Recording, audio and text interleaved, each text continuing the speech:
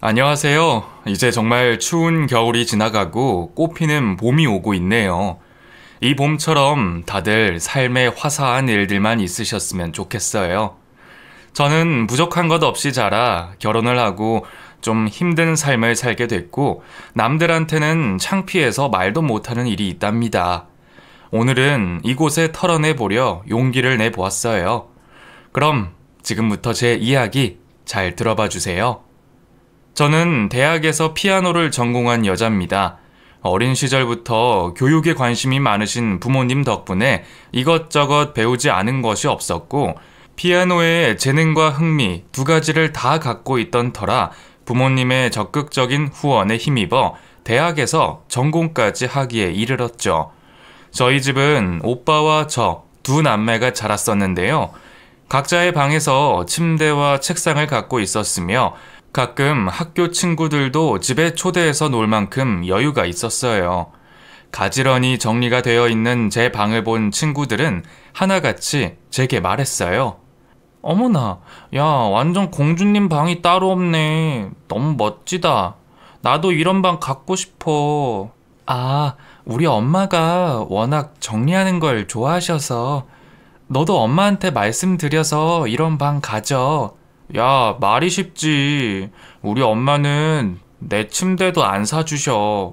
난 언니랑 둘이 바닥에서 이불 깔고 자는 걸 뭐. 아, 그래? 그럼 가끔 우리 집에 놀러 와. 내가 내 방에 있는 거 다 가지고 놀게 해줄게. 정말? 와, 진짜 신난다. 난 이런 공주 같은 방에서 지내는 게 소원이거든. 나 정말 너네 집에 자주 놀러 와도 되는 거지? 그럼. 우리 엄마도 내 친구들 놀러 오는 거 좋아하셔. 그러니까 자주 놀러 와. 친구들은 제 방 자체를 너무나 부러워했고, 저는 그런 친구들에게 마음껏 방 안의 물건들을 오픈해 주었답니다.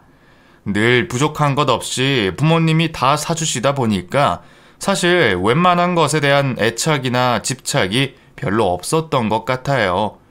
아끼는 물건이 있어도 친구들이 가지고 놀 수 있도록 해줬고, 언제든 제 방 침대에 누워볼 수도 있게 해줬죠. 부모님은 저의 이런 성격에 불만을 갖기도 하셨습니다. 아낌없이 지원해주는 것만큼 제가 좀 더 애착을 가지고 자기 물건에 대한 욕심을 갖기를 바라셨거든요. 민정아, 너는 어째 친구들이 와서 네 물건을 그렇게 만지고 놀아도 아무렇지도 않다니? 응? 아, 그거 그냥 내가 같이 가지고 놀자고 한 건데 뭐. 그래도 민정아, 그건 엄마 아빠가 네 생일에 사준 거잖아.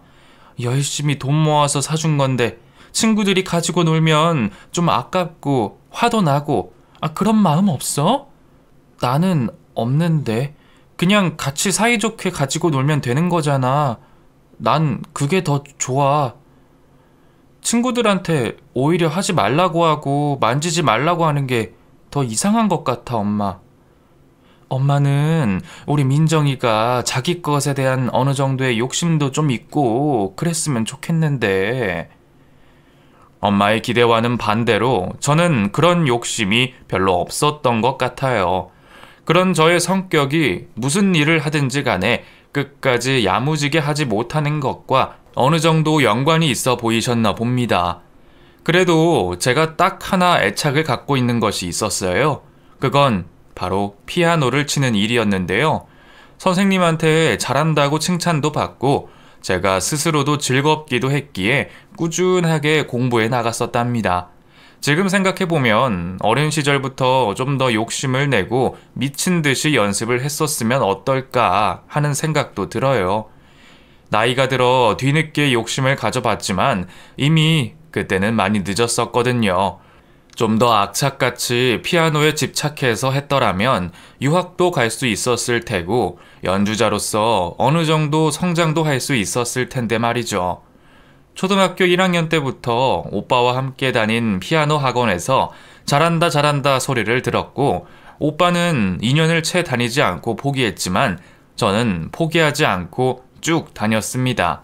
사실 초등학교 저학년 시절에는 피아노 연주 자체에 대해 굉장한 흥미를 느꼈다기보다는 그냥 학원 안에서 하는 파티나 선생님의 칭찬, 친구들이 부러워하는 눈길 등이 좋아서 더 열심히 했던 것 같아요. 솔직히 제가 어린 시절에는 동네에 좀 큰 학원이 있으면 학교 친구들이 모두 다 똑같은 학원에 다녔을 정도였으니까요. 학교 앞에 딱 그 피아노 학원 하나뿐이었는데 학교 친구를 비롯해 언니, 오빠들이 몽땅 다 다니고 있었답니다. 저보다 진도를 빨리 나가서 더 어려운 곡을 치는 사람들도 물론 많았죠. 하지만 선생님은 저의 손가락 모양이 너무 예쁘다고 하시면서 친구들에게 말씀하셨어요. 자자 얘들아, 여기 민정이 손모양 좀 볼래? 이렇게 동그랗게 달걀을 준 것 같은 모양으로 힘을 빼고 손가락 끝으로 건반을 눌러야 하는 거야. 잘 봐봐. 정말 민정이 손모양 그렇지? 너무 예쁘다. 맞아요, 선생님. 민정이는 정말 손모양을 예쁘게 치네요. 저도 저렇게 하고 싶은데 왜 잘 안 되죠? 너희들도 피아노 치면서 항상 예쁜 소리가 나는 것을 신경 쓰고 치다 보면 손모양도 저절로 예뻐지게 될 거야. 예쁜 모습으로 해야 예쁜 소리가 난다는 거 다시 한번 잊지 말자. 친구들에게 저를 자랑해주는 선생님이 저는 너무 좋았고, 그런 칭찬은 저로 인하여 더욱 열심히 하게 만드는 윤활유가 됐답니다. 칭찬은 돌고래도 춤추게 한다는 말이 정말 맞는 것 같아요. 그 당시에 같은 학교 오빠들과 언니들도 학교에서 저를 마주치면 피아노 잘 치는 애라고 말을 해주어서 정말 기분이 좋았던 기억이 있어요. 오빠는 일찍 흥미를 잃어버린 피아노를 저는 계속해서 다니게 됐고, 가끔씩 피아노 콩쿨 대회에 나가는 것도 참여를 하게 됐습니다. 부모님은 평소에도 제가 피아노에 소질이 있다고 생각하고 계셨기에 많은 기대를 하셨고, 학원에서 연습을 하고 있을 때 간식도 넣어주시면서 많은 후원을 해주셨어요. 하지만 어쩐 일인지 저는 그런 대회에 가서는 평소 실력을 발휘하지 못하고 벌벌 떨기만 했답니다. 분명히 연습할 때만 해도 학원 아이들 중에 가장 잘 친다고 선생님께 칭찬도 많이 받고 했는데, 콩쿨 대회 당일 아침이 되면 어찌나 긴장이 되고 떨리던지 열심히 외운 악보조차 기억이 안 나고 머릿속이 새하얘지더라고요. 부모님과 함께 가는 콩쿨 대회 장소에서 식은땀까지 흘리며 떨고 있는 제 모습을 보고 엄마가 말씀하셨어요. 민정아, 우리 민정이 왜 이렇게 긴장해? 잘할 거야. 잘할 거라 믿어. 그냥 평소에 하던 대로만 하면 돼. 알았지? 응. 엄마, 근데 왜 이렇게 떨리지? 악보도 기억이 안 나. 심호흡 크게 한번 해보고 손으로 직접 연주해봐. 머릿속으로는 기억이 안 나도 손으로 직접 짚어가면 기억이 날 거야. 응? 응, 엄마. 알았어. 콩쿨 대회라고 드레스에 왕관까지 빌려서 저를 곱게 분장시켜 주신 엄마가 고마워서라도 꼭 좋은 성적을 내고 싶었지만 결과는 나빴습니다.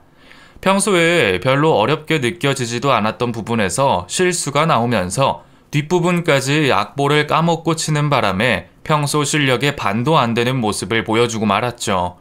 저는 그렇게 첫 콩쿨 대회를 눈물로 범벅이 되어서야 끝을 맺게 됐고, 집으로 돌아오는 길 아빠가 차 안에서 단 한마디도 하지 않은 채 그저 눈물만 보였던 기억도 나네요. 뭐 어린 시절에 누구나 그런 기억이 하나쯤은 있다고 하지만 저는 유달리 그런 것이 심했던 것 같아요. 무대 공포증이라고 해야 하나? 꼭 그런 실전에서 평소보다 약한 모습으로 연주를 하게 됐고, 그것은 대학교를 들어갈 때까지도 계속 반복이 돼서 저를 괴롭혀 왔습니다. 초등학교 때야 그렇게 전공에 대해서 심도 있게 하는 시기가 아니라서 괜찮다고 하지만, 예술고등학교에 입학을 하기 위해 시험을 치를 때도, 그리고 대학교 실기시험을 치를 때에도 마찬가지로 그런 모습을 보였죠. 1년을 넘게 준비한 예술고등학교 입학 실기시험을 망친 날에는 엄마도 제게 한 말씀 하셨어요. 민정아, 너 속상한 건 알겠는데 엄마는 있잖아. 우리 민정이가 좀 악착같이 열심히 해주길 바래.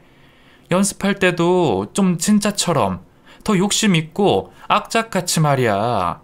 너무 긍정적으로 천하태평으로 임하다 보니까 중요한 순간마다 이런 실수가 나오는 건 아닐까? 응? 엄마, 난 그냥 최선을 다했다고. 엄마가 생각하는 기대에 못 미쳐서 미안하지만 난 그냥 열심히 했는데 왜 그러는지 모르겠어. 우리 민정이는 더 할 수 있는 잠재력 에너지가 있는 아이인데 그게 잘 나오질 않아가지고 엄마가 속상해서 그래. 피아노가 아니면 안 된다. 그런 마음을 가지고 좀 더 악착같이 해줬으면 해. 그냥 취미로 하는 것도 아니고 앞으로 전공을 향해서 달려가는 거잖아. 응? 시간도 돈도 우리 정말 많이 투자하고 있잖아. 알았어, 엄마. 알았다고. 시험 안 망치면 되잖아. 얘가 왜 그래? 엄마가 다 너 잘 되라고 하는 말인데, 응? 왜 그런 식으로 받아들여? 민정아, 엄마는 있잖아. 엄마, 그만 좀 해. 그만. 알았어, 알았다고. 엄마 아빠가 내주는 돈 아깝지 않도록 시험 안 망친다고. 속상하신 엄마가 제게 말씀하셨지만 저는 그때 많이 감정적으로 상해 있어서 그런지 엄마의 말을 받아들이지 못하고 삐뚤어졌던 것 같아요. 엄마의 말씀은 정말 너무 좋은 의도이셨는데 저는 전혀 그 말씀을 좋게 받아들이지 못했죠. 하지만 돌이켜보면 저는 정말 그 당시에 아주 열심히 하지 않았던 것 같아요. 엄마는 저를 위해서 따로 연습실을 얻어서 저녁 늦은 시간에도 연습을 할 수 있도록 해주셨지만 저는 그곳에 가서도 혼자 딴 생각을 하거나 제가 좋아하는 다른 가요 같은 노래를 치거나 하는 시간을 많이 가졌고 정작 입시를 위한 중요한 곡을 많이 연습하지는 않았습니다. 엄마는 바로 이런 저의 성격이 항상 아쉬웠다고 해요. 제가 저의 꿈을 위해 좀 더 욕심있고 악착같이 매달리는 모습을 보고 싶으셨는데 말이죠. 저는 굉장히 감성적인 사람이었어요. 음악을 하고 있다 보니 감수성이 남들보다 많았고 그것이 장점이 되는 때도 있었지만 단점이 되는 날도 상당히 많이 있었습니다.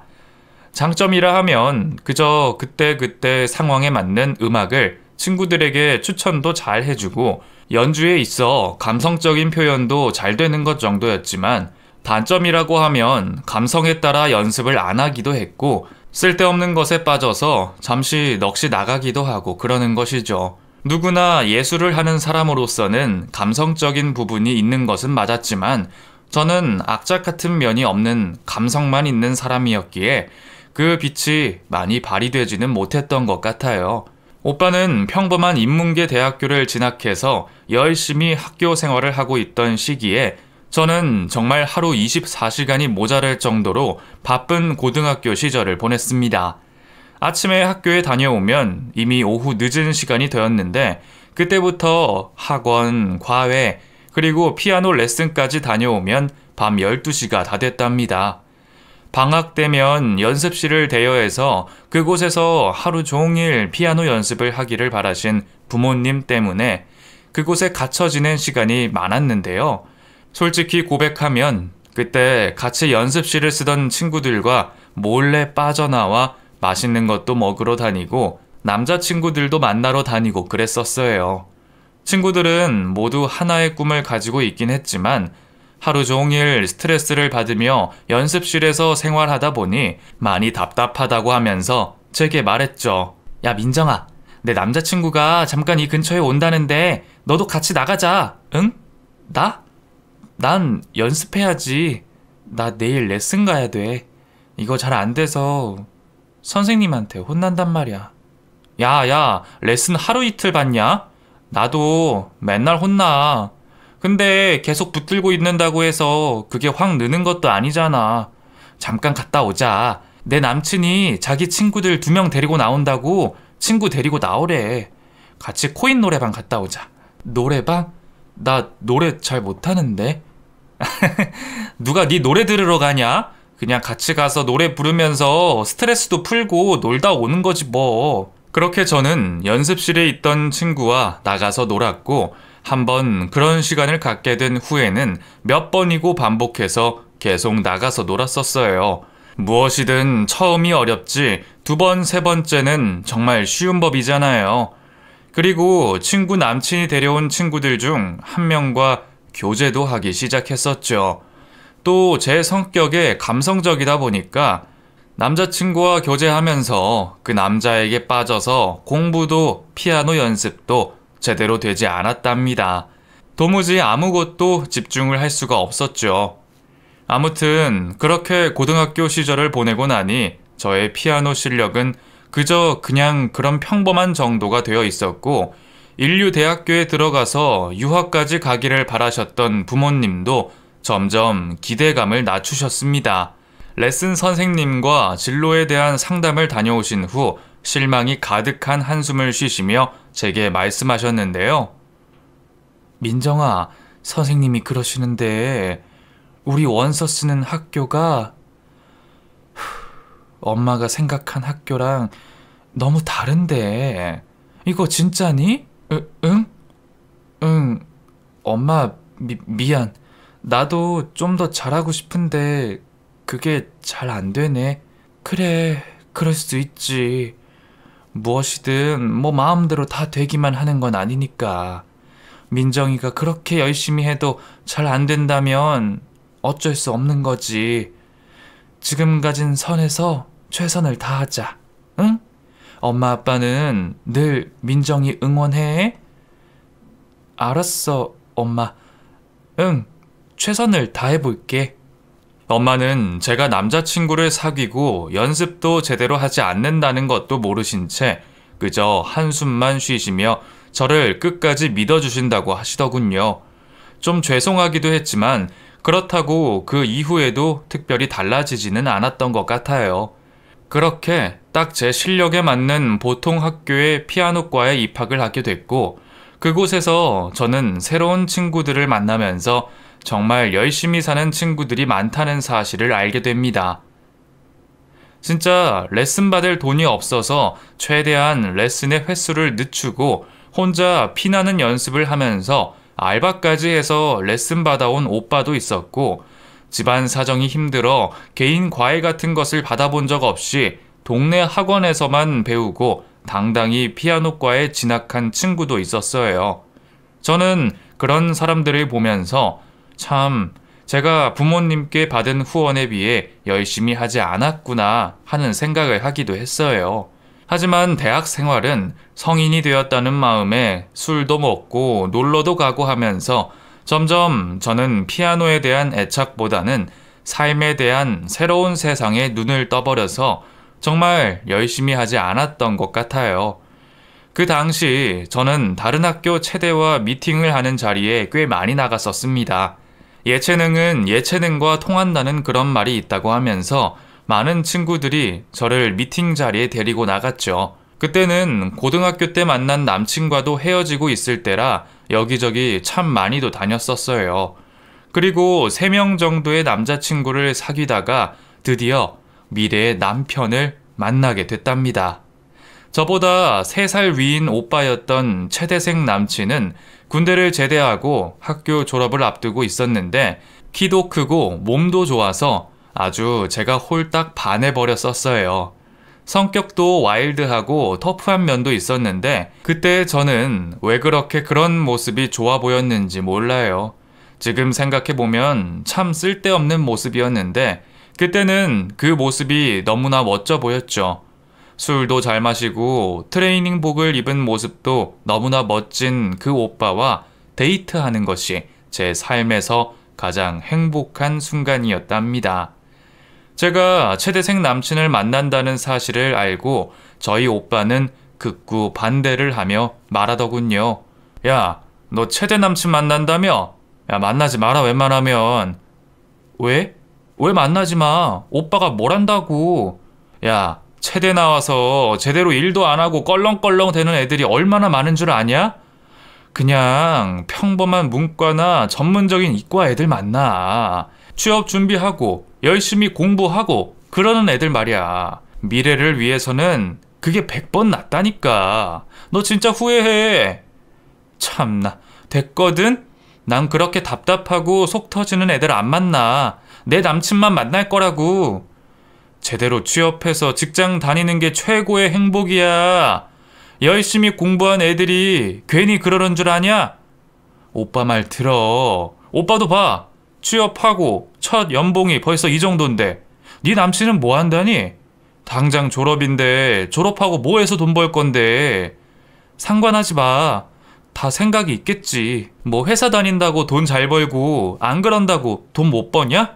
사업해도 되고 뭐 그렇지. 오빠의 반대에도 저는 아랑곳하지 않고 오로지 제 남친 한 사람밖에 보이지 않았습니다. 남친은 곧 졸업을 했고 친정 오빠의 말대로 제대로 취업을 할 준비를 하지 않더군요.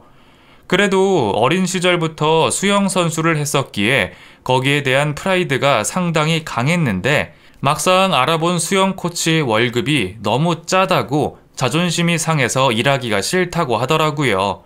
저는 그래도 뭐라도 해야 되지 않겠냐며 남친을 설득했지만 제 말은 별로 귀에 들어오지 않는 듯 했습니다. 그리고 선배가 한다는 술집에서 일을 도와준다고 하면서 밤마다 그 술집에 나가더군요.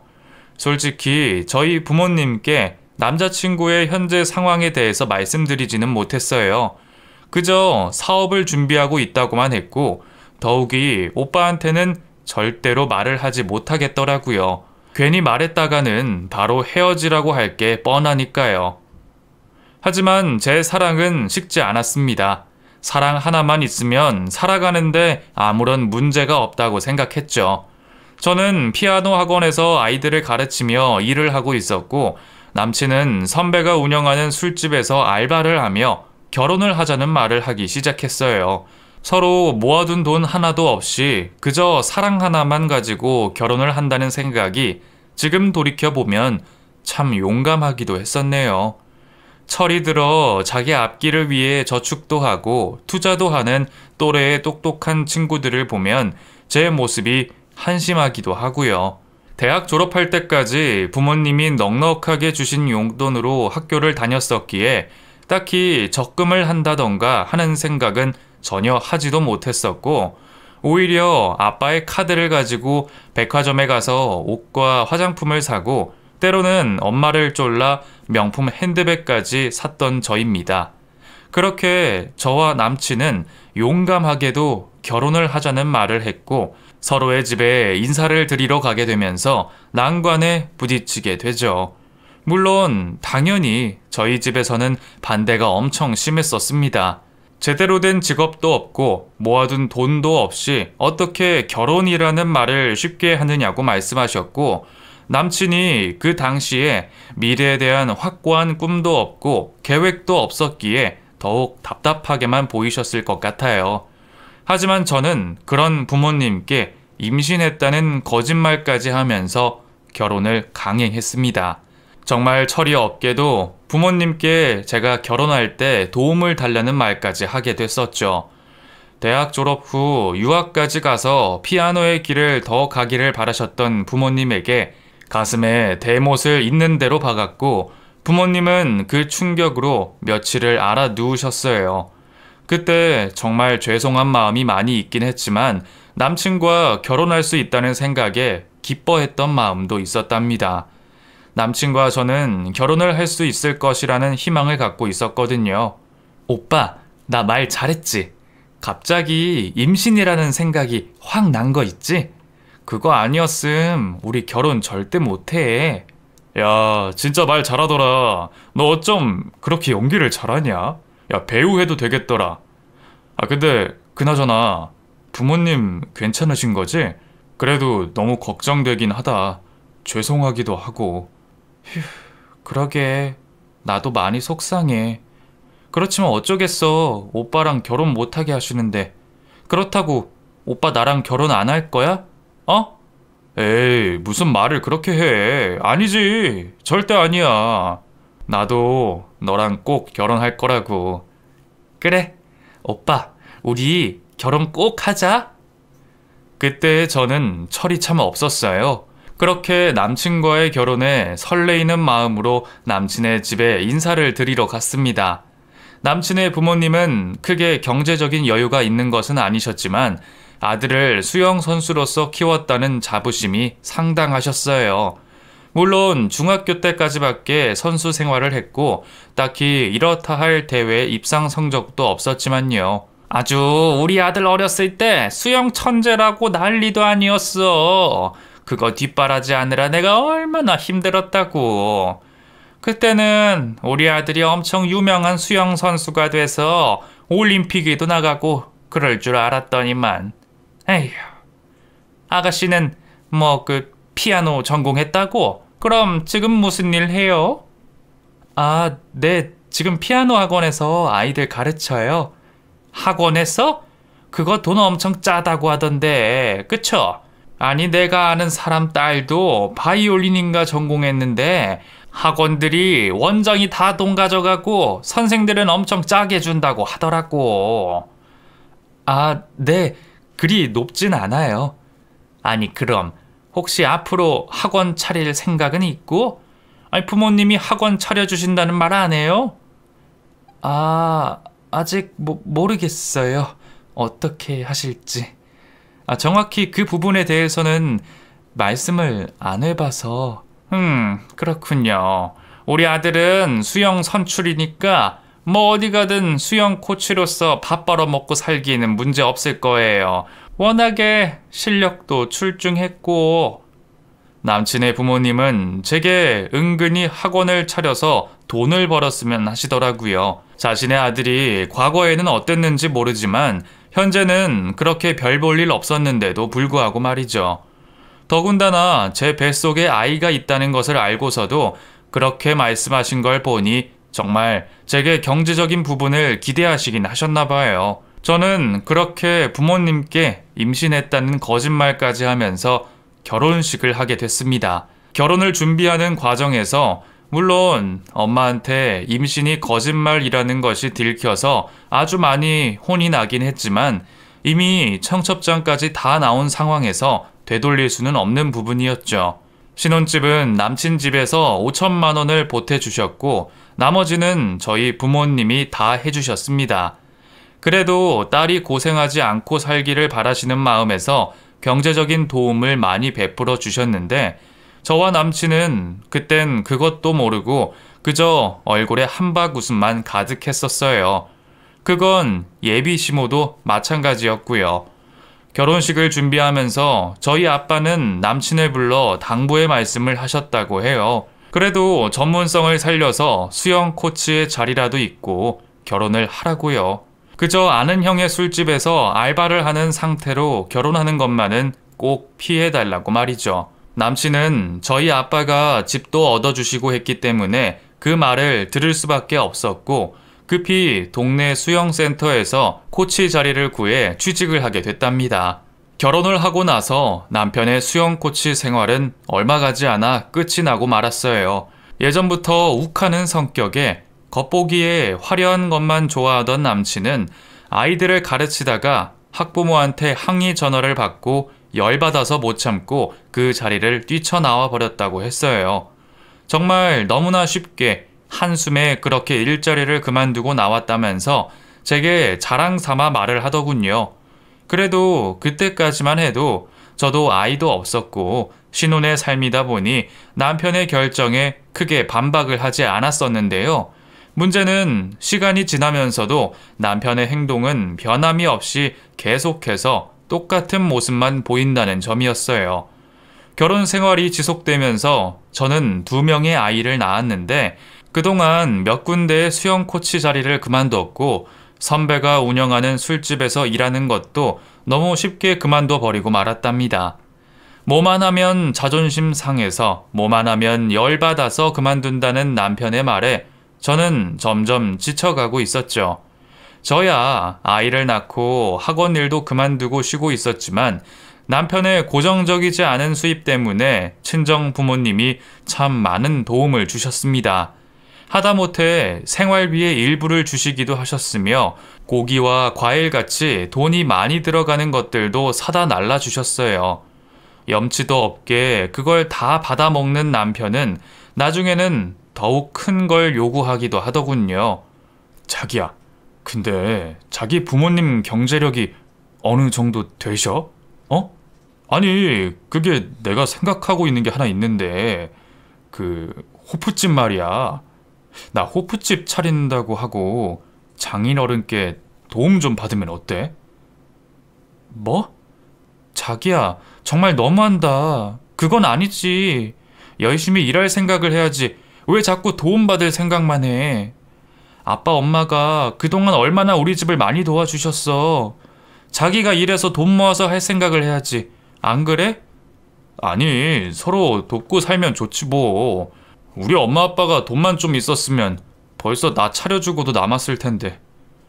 그럼 자기 부모님한테 말씀드려봐. 난 우리 부모님한테 절대 그건 아닌 것 같아. 남편의 말도 안 되는 말에 저는 정말 황당했습니다. 스스로 일을 해서 집안을 먹여 살릴 생각은 하지 않고 쓸데없이 도움이나 받을 생각만 하다니 정말 한심했죠. 체대를 나왔다고 다 그렇지도 않던데 저희 남편은 왜 그렇게 철이 없는지 모르겠어요.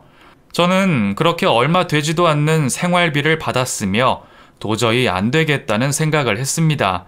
그리고 주변 친구들이 하나씩 학원을 오픈하고 그러는 모습을 보고 어느 정도 용기도 생겼고요. 그리고 그때 부모님께서 저를 부르시더니 조용히 말씀하셨어요. 우리 딸 민정이 고생이 많다. 이렇게 어엿한 애엄마가 되고 말이야.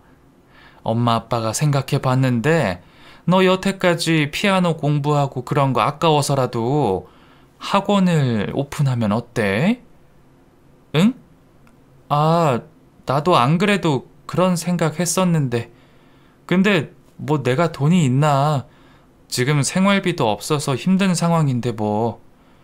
그거야 걱정 마. 엄마 아빠가 우리 딸 학원 하나 차려줄 생각은 진작부터 하고 있었단다. 마침 알아보니 좋은 자리도 있고 우리 딸 그래도 음대 나온 여잔데 번듯하게 원장님 타이틀은 달아야지. 엄마 아빠 너무 고마워요. 나 정말 열심히 해볼게. 친구들도 많이 오픈했으니까 가서 배우기도 하고 진짜 이번엔 악착같이 욕심 있게 일궈 나가 볼게요. 그래 우리 딸 이번에는 정말 욕심 있게 한번 해보자.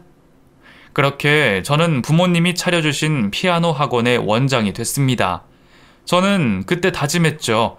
정말 어렸을 때 열심히 하지 않고 부모님 실망시켜 드린 것, 이제부터는 좀 다르게 해야겠다고요. 이제 저도 한 아이의 엄마이고 이 아이들에게 좀 더 찬란한 미래를 넘겨주고 싶었기 때문에 진짜 열심히 해야겠다는 생각이 들었어요. 엄마라는 존재는 정말 강한가 봐요. 친구들 중에 먼저 학원을 차린 친구들을 찾아가서 운영의 노하우도 배우면서 정말 많은 것을 얻었습니다. 이미 젊은 시절부터 학원을 차려 일궈 나간 친구들은 벌써 집도 사고 차도 바꾸고 하면서 멋지게 살고 있더라고요. 그중 한 친구는 제게 학원의 운영 노하우뿐만 아니라 집을 장만하는 법도 알려줬는데요.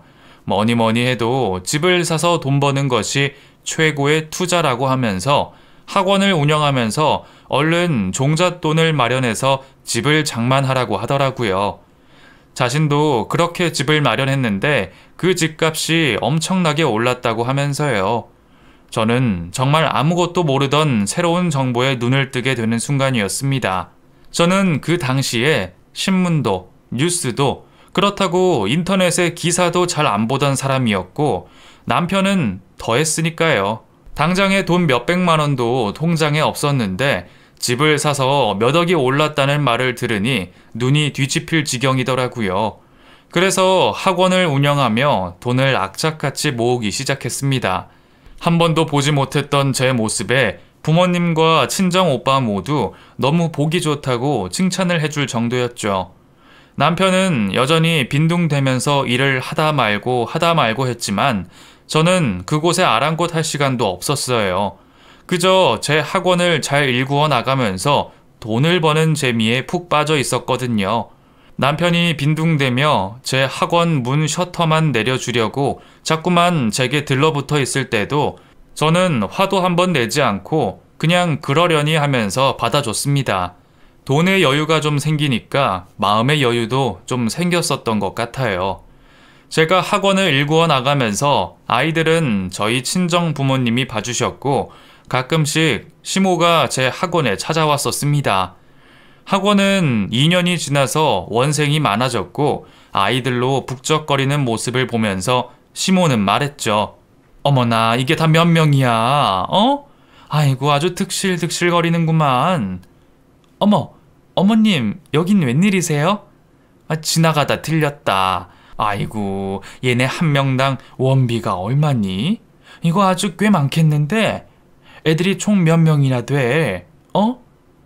어머님, 조용히 해주세요. 애들 들어요. 돈으로 아이들 숫자 생각하면 이 일 못해요. 저는 정말 열심히 아이들 가르칠 뿐이라고요.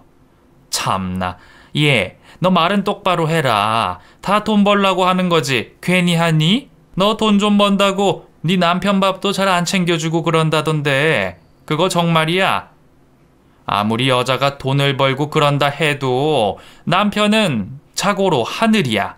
알겠니? 그리고 우리 애가 워낙 운동하던 시절부터 내가 잘 먹여놔서 웬만한 거 아니면 잘 먹지도 않는다. 제대로 잘 좀 챙겨 먹여라. 알겠니? 네, 알겠어요, 어머님. 시모는 학원 원생들의 모습을 보면서 제가 돈을 어느 정도 많이 번다는 것을 알고 계셨던 것 같아요. 그리고 그 후부터는 생일이나 어버이날 같은 때에 제가 하는 선물에 대해서 많이 기대도 하시더군요. 은근히 더 비싼 선물을 받았으면 하는 마음이 있으신 것 같았는데 그게 고스란히 얼굴에 다 드러나셨답니다. 아무튼 그렇게 저는 정신없이 하루하루를 보내며 돈을 마련했고 몇 년이 지나 청약 통장을 통해 좋은 기회를 마련하게 됐어요. 남편은 아무 지식도 없는 채로 그딴 걸 뭐하러 하냐고 제게 말을 했지만 저는 남편의 말을 싹 무시해버리고 제 마음대로 해버렸답니다. 그때 친정 부모님이 마련해 주신 집도 전세로 돌려놓은 상태였기 때문에 남편은 더더욱 이해를 하지 못했죠. 그리고 그 소식은 시모한테까지 들어가서 시모가 제 학원에 찾아와 미쳤냐며 소리를 지르는 경우도 있었답니다. 얘가 돈 좀 만지더니 정신 못 차리네. 너 그런 건 아무나 하는 줄 아니? 괜히 니네 부모님이 해주신 집도 못 지키는 거 아니냐고. 남들 다 청약이니 뭐니 해서 돈 번다고 너도 잘 될 줄 알고? 그냥 얌전히 학원이나 하면서 돈 벌어. 뭣도 모르면서 나대지 말고. 어머님, 이건 저희 생활이에요. 제가 알아서 한다고요. 너희 생활이긴 해도 그 집 살 때 나도 돈 보탰다. 그건 알고 있겠지? 그 집도 사고 난 후에 몇 천이나 올랐는데 네 멋대로 그걸 전세로 돌리고 그럴 수가 있냐? 네가 그런 부동산 쪽으로 뭘 안다고? 어디서 주워들은 소문으로 그러는가 본데 너 그러다가 내 아들 앞날도 망치는 거 아니냐? 시모는 학원까지 찾아와 막말을 짓거리셨고 그 모습을 본 학원 선생님들이 저를 걱정할 정도였어요. 아주 창피하고 속이 상해 미쳐버릴 것 같았죠. 하지만 저희 친정 부모님과 친정 오빠는 이미 그런 쪽으로 지식을 갖고 계셨던 분이기 때문에 제게 용기를 주셨고 응원해 주셨습니다. 그 덕분에 저는 좋은 기회가 생겨 집을 장만하게 됐고 그 집은 몇 년의 시간이 지나 10억 가까이 오르게 되는 경사를 맞이할 수 있었습니다. 남편의 일정한 수입이 없이 오로지 저 혼자 그걸 준비하면서 대출금까지 갚느라 저는 뼈가 빠지게 일을 해야 했고 제가 학원을 하면서 돈을 잘 버는 줄 알고 펑펑 써대는 남편의 카드값까지 갚느라 아주 저는 지칠 대로 지쳐가고 있었습니다. 집값이 많이 오른 것은 너무나 행복한 일이었지만 당장에 나가는 대출금의 생활비 모두 제가 감당하고 있었기에 저는 힘이 들 수밖에 없었죠. 그리고 그 집을 투자 용도로 산 것이 아니라 실거주용으로 사서 살고 있는 상태였기 때문에 당장 집값이 많이 올랐다 하더라도 당장 제 수중에 돈이 떨어지는 것은 전혀 없었죠. 그것도 모르고 시모가 제게 찾아와 막말을 하셨습니다. 얘 며느라가, 너 니네 집값 얼만지 봤냐? 네? 아, 네, 알고 있어요, 어머니. 그럼 니네 집 10억 가까이 오른 거 알고 있지? 너 처음 집 얻었을 때 내가 돈 해준 것도 알고 있겠지? 그거 없었으면 너네 처음 신혼생활 할 때 그 집도 못 샀을 텐데 말이다. 안 그러니? 아, 네, 도와주셨죠. 저희 친정 부모님이 거의 해주시긴 했지만요. 그건 그렇고 너네 집값이 그렇게 많이 올랐는데 어쩜 하나밖에 없는 시애미를 이렇게 모른 척 할 수가 있다니? 남들은 자식들이 돈을 얼마나 주네, 건물 명의를 옮겨주네 하면서 앞으로 노년에 살 생활비를 마련해 준다는데 너는 어쩌면 그렇게 입을 싹 닫고 있냐고 말이다. 네 자식들은 그렇게 좋은 옷 입히고 비싼 학원 보내면서 말이야. 네? 어머님, 그게 무슨 말씀이신지. 너네 집 10억 가까이 올랐으니까 내게 5억만 다오. 그래봐야 반 아니니? 5억만 있으면 나도 평생 노년에 돈 걱정 없이 살 수 있을 거다. 니네 남편 내가 보란듯이 수영선수 시키느라 아주 뒷바라지를 얼마나 했는데 그 정도는 줘야지. 어머님, 무슨 말씀하시는 거예요? 지금 저희 이 집에서 살고 있잖아요. 집값이 오르면 뭐예요? 저희가 살고 있는데. 그리고 어머님, 이 집 대출금이 얼만지나 아세요? 네? 어머님, 그 잘난 수영선수 출신 아들이 생활비 제대로 벌어다 주지도 않아서 대출금에 생활비까지 제가 갚고 있는 것도 아시겠죠? 뭐가 어째? 이것이 어디 눈을 똑바로 뜨고 너 그런 버르장머리 어디서 배웠니? 어? 시몬은 저의 말에 개거품을 물으며 언성을 높이시더군요. 본인이 한 말도 안 되는 억지는 생각도 안 하시고 말이죠. 저는 그 모습에 더욱 화가 나서 분명하게 제 입장을 말씀드렸어요. 어머님, 똑똑히 들으세요. 저희 집 10억 오른 거 아시면 저희 집 대출금이랑 한 달 생활비도 제대로 알려드릴게요. 그리고 그 지출 가운데 어머님 아들이 얼마를 내는지도 알려드리죠. 제가 여태까지 비리비리한 남편 그냥 참고 또 참았는데요. 어머님이 이렇게 돈을 내놓으시라고 하시니 저도 앞으로는 남편한테 돈 내놓으라고 할게요. 저희 집 대출금, 생활비 통틀어서 정확히 반 주지 않으면 이 집에서 쫓아낸다고 좀 말해주세요. 이 집 명의 제 거인 줄 아시죠? 뭐라고? 네, 이것이 정말... 아니, 원장 되더니 이게 시모를 개똥으로 안다니? 이게 정말... 정확하게 다 들으셨죠? 지금도 제 카드 가지고 나가서 친구들이랑 펑펑 술 처먹고 돌아다니는 아들 단속 좀 잘 시켜주시라고요. 제가 어머님 문자로 대출금이랑 생활비 보내드렸어요. 앞으로 이 돈의 반 못 보내면 아드님 쫓아내겠습니다. 확실히 아셨죠? 시몬은 저의 단호한 말을 듣고 그제서야 꼬리를 내리며 저희 집에서 나가시더군요. 아마 그날 자기 아들을 불러 제가 한 얘기랑 제가 말씀드린 금액을 다 얘기하셨을 거예요.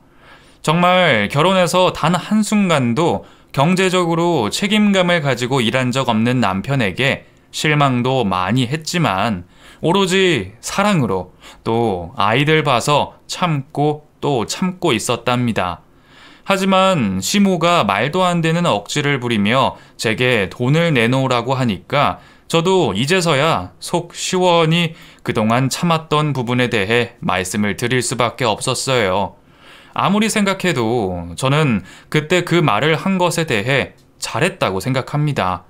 제가 청약이니 뭐니 한다고 할 때 콧방귀도 뀌지 않고 저를 무시하더니 이제 와서 오른 집값만큼 현찰로 내놓으라뇨. 억지도 이런 억지가 어딨습니까?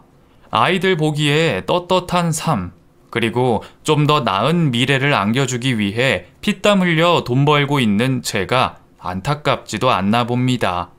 제 말에 개거품을 물고 집으로 간 시모는 그 다음부터는 그런 말이 쏙 들어갔어요. 제게 집값에 대한 부분을 일절 말하지 않으시더군요.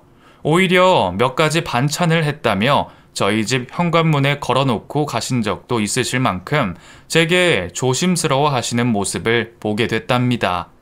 그날 이후 남편 역시 어느 정도 정신을 차리길 바랬지만 아쉽게도 아직은 완벽하게 정신을 차리지는 못했고요. 지금은 그나마 체크카드만 주고 한 달에 딱 25만 원만 넣어놓고 있답니다. 제게 무언가 반발한다 싶으면 이 집에서 쫓아내 버리려고 생각 중이에요. 그래도 심성은 착해서 아직까지는 제 말을 잘 듣고 있거든요. 가끔 욱할 때가 있긴 하지만 그것도 나이가 드니 점점 강도가 약해지긴 하더라고요.